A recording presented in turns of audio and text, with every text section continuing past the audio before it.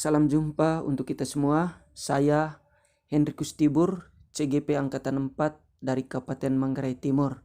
Saat ini saya ingin melakukan pengimbasan berupa aksi nyata yang saya lakukan untuk murid di SMP Negeri 7 Pocoranaka, yaitu dengan melakukan membantu atau membimbing membuat kesepakatan kelas bersama siswa. Selain itu juga saya melakukan sosialisasi dengan guru dan kepala sekolah tentang budaya positif di sekolah. Untuk lebih jelasnya, mari kita saksikan beberapa cuplikan video berikut yang saya lakukan bersama anak-anak dan juga bersama rekan-rekan guru dalam melakukan sosialisasi sebagai aksi nyata dari modul budaya positif calon guru penggerak. Memahami ini tentang kesepakatan kelas ini, saya minta kalian untuk membuatnya di dalam lembaran. Saya akan bagi dalam 2 kelompok. Jadi nanti kesepakatan kelas ini, hasil kerja kalian akan ditempelkan di dalam kelas ini, satu di depan, satu di bagian belakang. Dan saya akan bagikan ini, jadi satu kelompok ini 2 derek ini di sana, kalau satu kelompok bagian yang ini.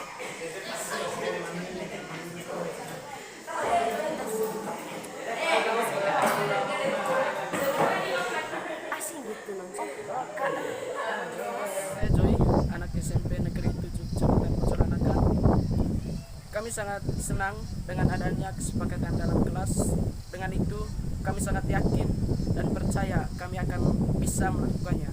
Dan kami bertanggung jawab. Baik, selamat pagi semuanya teman-teman.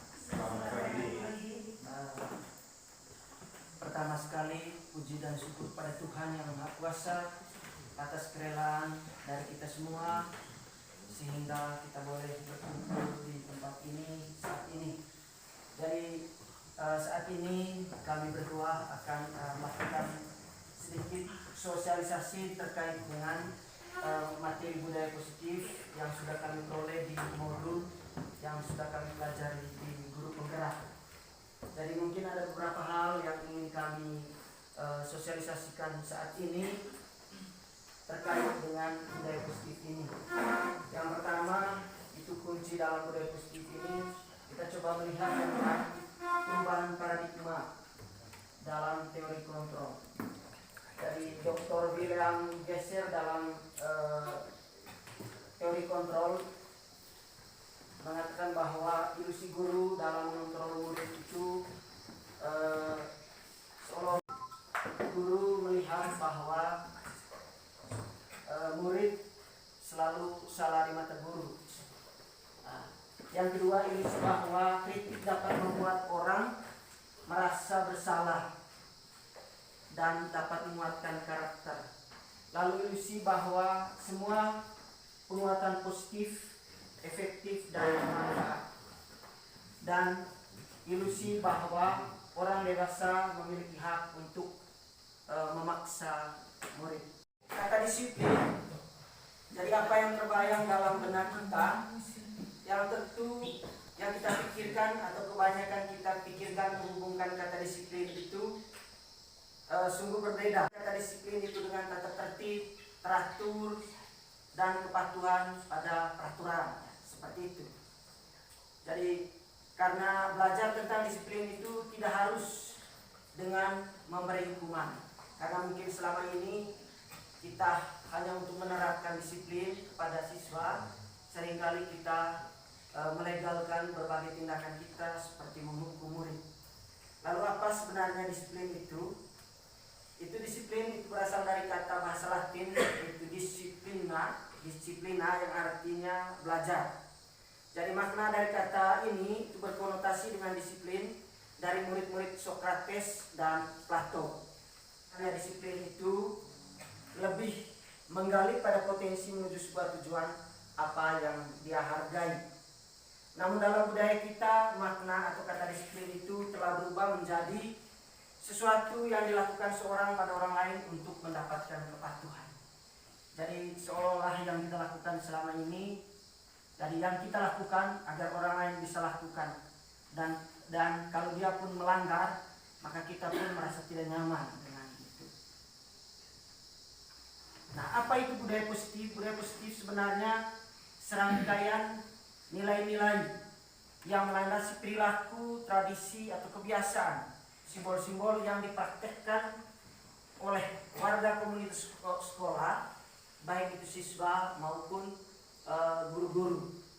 Jadi seperti untuk membangun budaya positif di sekolah itu perlu disediakan lingkungan yang positif, lingkungan yang aman, atau yang memungkinkan siswa untuk bisa menerapkan budaya positif itu.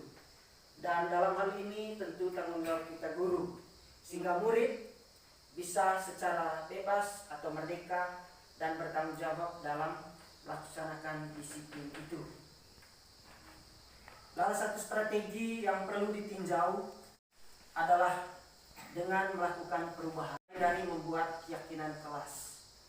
Jadi mengapa bukan peraturan kelas tetapi keyakinan kelas?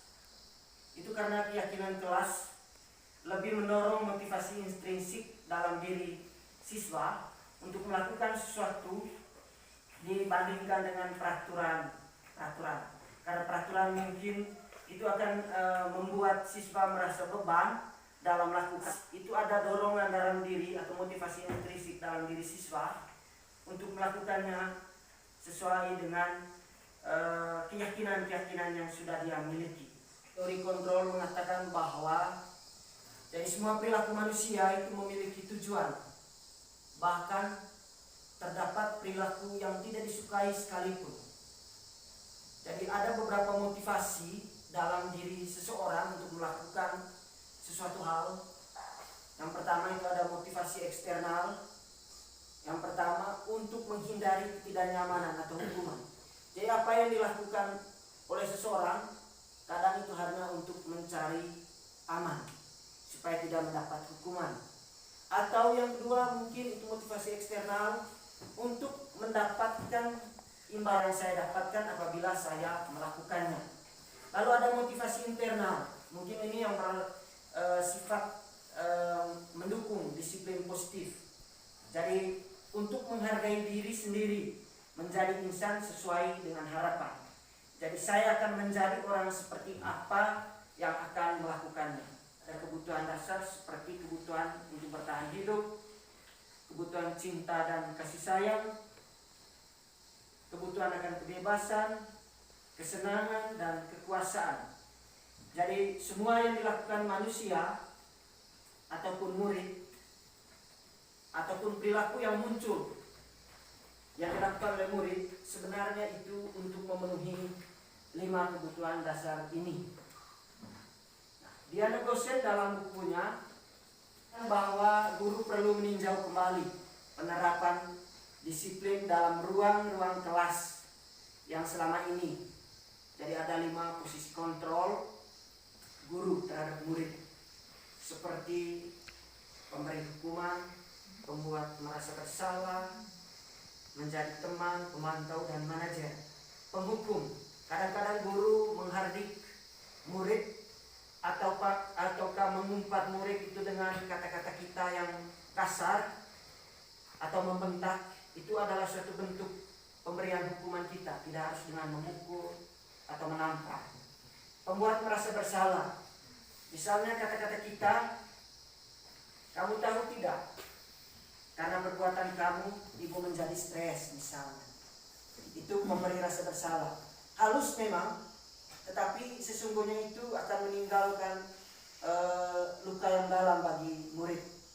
Lalu sebagai teman juga ini tidak baik, ketergantungan pada guru. Jadi kalau misalnya guru tidak memberikan sesuatu apa yang menjadi harapannya dia akan menjadi kecewa. Lalu pemantau, guru terkadang juga sebagai pemantau dari perilaku murid. Dan yang terakhir ada manajer. Itu sebenarnya inilah yang menjadi harapan dari seluruh apa yang kita lakukan pada murid. Kita harus bisa menjadi manajer. Jadi dari 5 posisi kontrol, seorang guru diharapkan mencapai posisi manajer, ya. yang dinilai selalu berpihak pada murid. Itu akan menimbulkan rasa nyaman, rasa bebas bagi murid. Ada yang disebut dengan restitusi. Restitusi itu adalah proses menciptakan kondisi bagi murid untuk memperbaiki kesalahan mereka sehingga mereka bisa kembali pada kelompok mereka dengan karakter yang lebih kuat. Jadi ada segitiga restitusi, yaitu menstabilkan identitas, validasi tindakan yang salah, dan menanyakan keyakinan. Nah, bagaimana itu menstabilkan identitas? Yaitu untuk membuat murid yang merasa gagal karena berbuat salah itu menjadi positif terhadap dirinya. Misalnya guru berkata, jadi berbuat salah itu hal yang manusiawi. Jadi tidak ada manusia yang tidak berbuat salah. Jadi termasuk Anda juga. Jadi kita harus